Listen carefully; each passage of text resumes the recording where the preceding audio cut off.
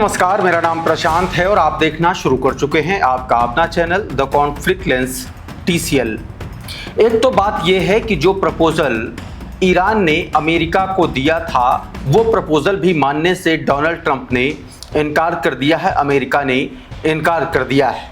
दूसरी तरफ Marco Rubio ने सीधे तौर पर चेतावनी दी है स्टेट ऑफ हॉर्मुज को लेकर के, और उन्होंने कहा है कि ईरान जो है वो स्टेट ऑफ हॉर्मुज को परमाणु हथियार की तरह इस्तेमाल कर रहा है।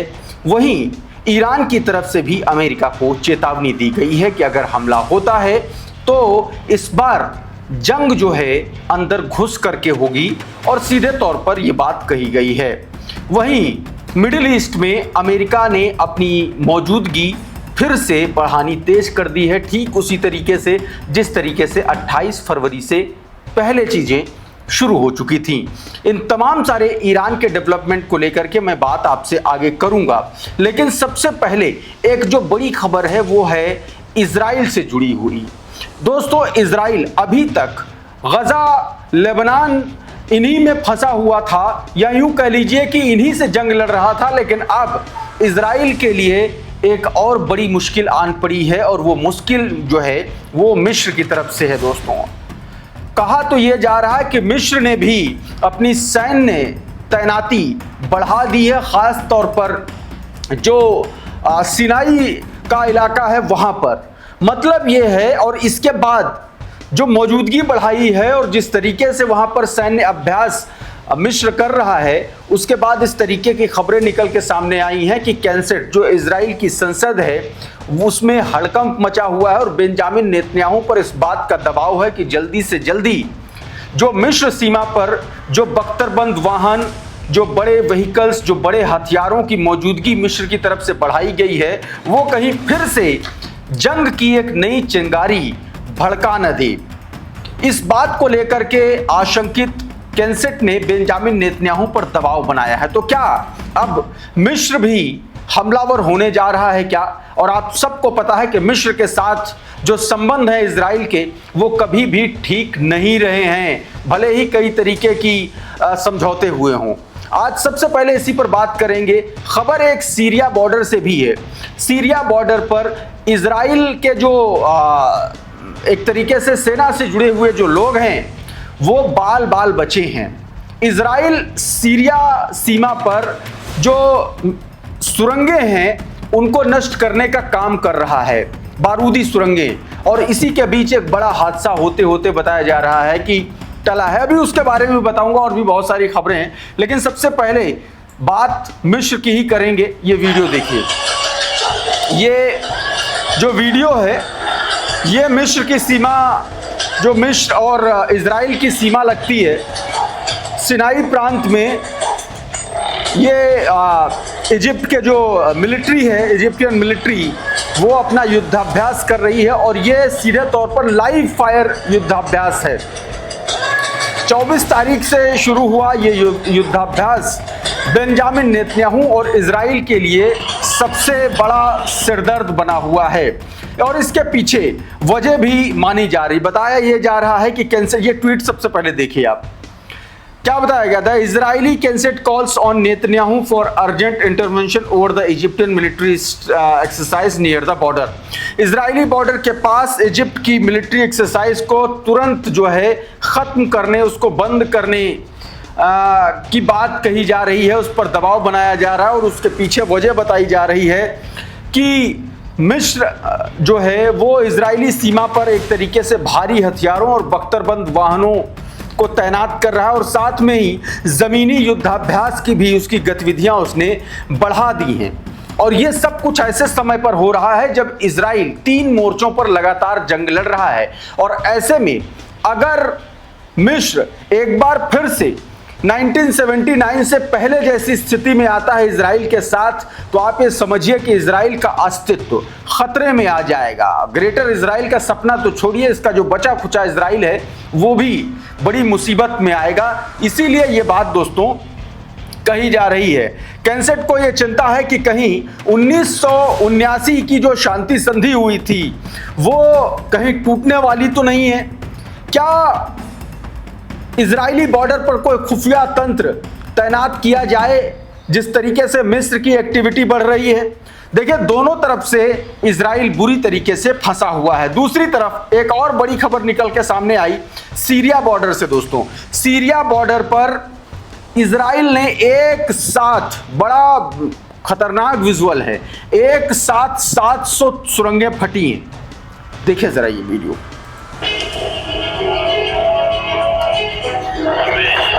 एक साथ 700 सुरंगें फटी हैं। देखिए एक के बाद एक, देखिए किस तरीके से सुरंगें फटी हैं। बताया यह जा रहा है कि इजराइल का जो रक्षा मंत्रालय है उसके द्वारा एक अभियान चलाया जा रहा है कि जो क्षेत्र में बारूदी सुरंगें हैं उनको, उनके सफाई का अभियान चल रहा है। उसमें 700 बारूदी सुरंगें फटी हैं और इसमें तमाम तरीके के दावे इस तरीके के भी हैं कि कहीं कोई सुरक्षा के साथ एक बड़ा कोई इंसिडेंट तो नहीं हुआ है, क्योंकि इस तरीके की अचानक से इतना बड़ा एक तरीके से सुरंगों का फटना और वहाँ पर लगातार एक तरीके से एक्टिविटी होना, ये इजराइल के लिए भी बड़ा चिंता का विषय माना जा रहा है। क्योंकि दावे अलग अलग प्लेटफॉर्म पर अलग अलग लोग ये कर रहे हैं कि इसमें कुछ लोग जो है सिक्योरिटी के पॉइंट ऑफ व्यू से बाल बचे हैं। दोस्तों एक और तस्वीर मैं आपको दिखाने की कोशिश करता हूं। हालांकि ये वीडियो मैंने आपको पहले दिखाया, लेकिन उस इंसिडेंट का एक नया वीडियो निकल के सामने आया। दोस्तों आपको याद है कि कल मैंने आपको एक वीडियो दिखाया था जिसमें हिजबुल्लाह ने एक हेलीकॉप्टर पर अटैक कर दिया था। वो अटैक उस वक्त हुआ जब हिजबुल्लाह ने 6 IDF सैनिकों को निशाना बनाया था। उसमें बहुत सारे लोग घायल हुए थे, कुछ लोग मारे गए थे। जब हेलीकॉप्टर घायलों को लेने आया, डेड बॉडीज उठाने आया, तो उस पर भी हमला किया था। अब उसका एक नया वीडियो हिजबुल्लाह ने जारी किया है। जरा देखिए इसको किस तरीके से हुआ था। देखिए ये ड्रोन अटैक था और ये मौजूदगी थी, आर्म्ड व्हीकल था, टैंक था, टैंक के पास 6 IDF के सैनिक थे, खड़े हुए थे। इजराइल ने हिजबुल्लाह ने यहाँ से निशाना साधा। ये देखिए 1 2 3 4 5 6 सैनिक यहाँ पर खड़े थे और यहाँ पर देखिए एक बड़ा हमला जो है उसने किया। फिर उसके बाद हेलीकॉप्टर आता है और हेलीकॉप्टर पर जब ये लोग ले जा रहे होते हैं सैनिकों को, ठीक उसी समय एक बार और बड़ा धमाका होता है ड्रोन के जरिए। ये एक नया वीडियो निकल के सामने आया है। सप्रेस न्यूज़ ने ये वीडियो अपने ट्विटर हैंडल पर भी शेयर किया है। उसने लिखा है कि हिजबुल्लाह ने ये वीडियो शेयर किया है जिसमें अल तैयब सदन लेबनान का जो इलाका है वहाँ पर कैसे इवैक्यूएशन से लेकर के शुरुआत में कैसे हिजबुल्लाह ने अटैक किया, उसका पूरी तरीके से फिल्म किया गया है। एक और खबर निकल के सामने आई दोस्तों। अब हिजबुल्लाह अपने अभियान को इजराइल के खिलाफ और बढ़ाने जा रहा है। एक बयान आया हिजबुल्लाह की तरफ से जिसमें यह कहा गया कि अब वो इजराइल पर जो है सुसाइड अटैक करेगा।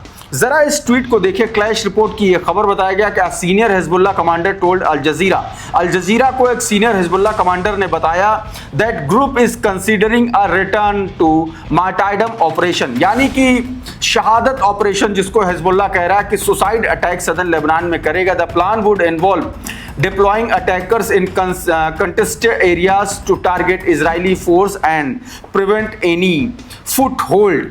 ये सीधे तौर पर कहा गया किसी भी गतिविधि को रोकने के लिए, किसी भी घुसपैठ को रोकने के लिए हिजबुल्लाह अब इस तरीके के एक तरीके से आप कह लीजिए कि घटनाओं को अंजाम देने की तैयारी कर चुका है। दूसरी तरफ दोस्तों हिजबुल्लाह से लड़ते लड़ते इजरायली सेना बुरी तरीके से थक करके चूर हो चुकी है। और यह बात मैं क्यों कह रहा हूं, जरा इस ट्वीट को देखिए। इसमें क्या बताया गया, कहा गया है कि Hezbollah disturb Israeli celebration as military faces unrelenting crisis. बताया गया कि हिजबुल्लाह के साथ जिस तरीके से खतरनाक उसका रेजिस्टेंस है और लड़ाई चल रही है, उसके चलते नॉर्दर्न इजराइल के तमाम सारे इलाकों में बड़े उत्सव को मनाने पर रोक लगा दी गई है। यह भी कहा गया है कि 1500 से ज्यादा लोग एक साथ नहीं इकट्ठे हो सकते। ये अपने आप में यह खबर बताती है कि कितना खौफ में इजराइल इस वक्त है। दूसरी तरफ एक इजरायली एनालिस्ट एवी अश्केनाजी ने एक एनालिसिस किया उन्होंने अपनी बात कही और उन्होंने इसमें यह बताया कि इजरायली सेना जो है वो लेबनान के साथ लड़ाई में अपने गोल को अचीव नहीं कर पा रही है। ये इब्राहिम माजिद ने ये ट्वीट किया है, आपकी स्क्रीन पर देखिए इन्होंने इसमें क्या बताया है। इन्होंने देखिए सीधे तौर पर बताया कि इजरायली सैन्य विश्लेषक एवी एश्केनाजी ने दावा किया है कि इजराइल की सेना अब यह स्वीकार कर रही है कि लेबनान में मौजूदा अभियान अपने घोषित लक्ष्यों को हासिल करने में विफल रहा है। उनके अनुसार सेना के चीफ ऑफ स्टाफ याल जामिर को मौजूदा स्थिति पर निर्णायक कदम उठाने की जरूरत है। बमबारी और उन्नत हथियारों के बावजूद उत्तरी सीमा पर रणनीतिक संतुलन नहीं बदला है, ऐसा कहा जा रहा है कि हिजबुल्लाह की क्षमताएं पूरी तरीके से इजराइल अब भी निष्क्रिय नहीं कर पाया है। और साथ में बताया गया कि सीमावर्ती इलाकों में विस्थापित नागरिक अब भी सुरक्षित वापसी नहीं कर पाए हैं। यानी कि बहुत सीधी सी बात है कि हिजबुल्लाह जो है बहुत मजबूती के साथ उधर लड़ाई लड़ रहा है। इस बीच बेंजामिन नेतन्याहू ने हिजबुल्लाह यानी कि लेबनान के साथ सीजफायर को लेकर के एक बयान दिया। उन्होंने कहा कि हिजबुल्लाह और लेबनान में लगातार जो हमले कर रहे हैं वो सीजफायर डील का एक अहम हिस्सा है। अमेरिका और लेबनान सरकार को इसके बारे में सब कुछ पता है। क्रडल की यह खबर देखिए, बता रहा है कि Netanyahu says attacking Lebanon is a part of agreement with the US and Lebanese government. बताया गया कि जो अटैक किया जा रहा है, जो हमले किए जा रहे हैं, वो एक तरीके से एग्रीमेंट का पार्ट है यूएस और लेबनान के साथ में। ये बेंजामिन नेतन्याहू अपने बयान में कहता हुआ नजर आया। दूसरी तरफ जो नया ईरान ने अमेरिका को प्रपोजल दिया था उसमें न्यूक्लियर टॉक को पोस्टपोन करने का जो प्रस्ताव ईरान का था उसको ठुकरा दिया गया है अमेरिका की तरफ से। उसके बाद तनाव और बढ़ गया है, ऐसी खबरें निकल के सामने आ रही हैं। क्या कुछ हुआ आपकी स्क्रीन पर नरेंद्र नाथ मिश्रा का ट्वीट देखिए। लिख रहे हैं कि अमेरिका ने ईरान की डील ऑफर को खारिज किया, परमाणु मसले पर टालने की ईरान की मांग को नहीं मानेंगे। ट्रंप बोले प्रेस के माध्यम से बातचीत नहीं होगी। इधर ईरान ने कहा कि यह ट्रंप ने नए प्रपोजल पर विचार कर रहा है। जर्मनी ने कहा है कि ईरान के साथ युद्ध से निकलने का एग्जिट प्लान अमेरिका के पास नहीं है। ईरान के विदेश मंत्री पुतिन से मिले हैं। 58वां दिन स्ट्रेट ऑफ हॉर्मुज बंद लगातार रहा है। बताया कच्चा तेल $108 प्रति बैरल पहुंच चुका है। मतलब सीधे तौर पर यह कहा गया कि जंग का अभी तक कोई समाधान दिखलाई पड़ रहा है।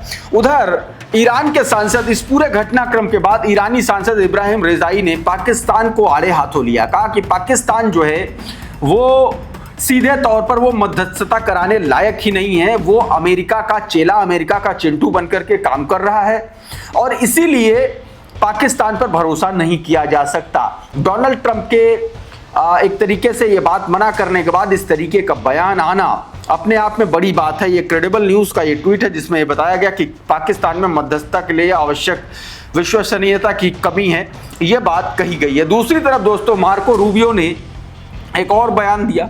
मार्को रूबियो ने कहा कि स्टेट ऑफ हॉर्मुज मूल रूप से एक आर्थिक परमाणु हथियार की तरह जिसका इस्तेमाल ईरान दुनिया के खिलाफ करने की कोशिश कर रहा है। ऊपर से वो ये दावा कर रहा है कि उन्होंने दुनिया की ऊर्जा आपूर्ति को बंधक बना रखा है। सोचिए अगर उन्हीं लोगों के पास परमाणु हथियार होता तो क्या होता। बेसिकली एक नैरेटिव गेम अमेरिका खेलने की कोशिश कर रहा है। फॉक्स न्यूज को दिए गए इंटरव्यू में मार्को रूबियो ने ये बात कही है। कादम्बिनी शर्मा ने अपने ट्विटर हैंडल पर यह ट्वीट शेयर किया जो मैंने आपको बताया।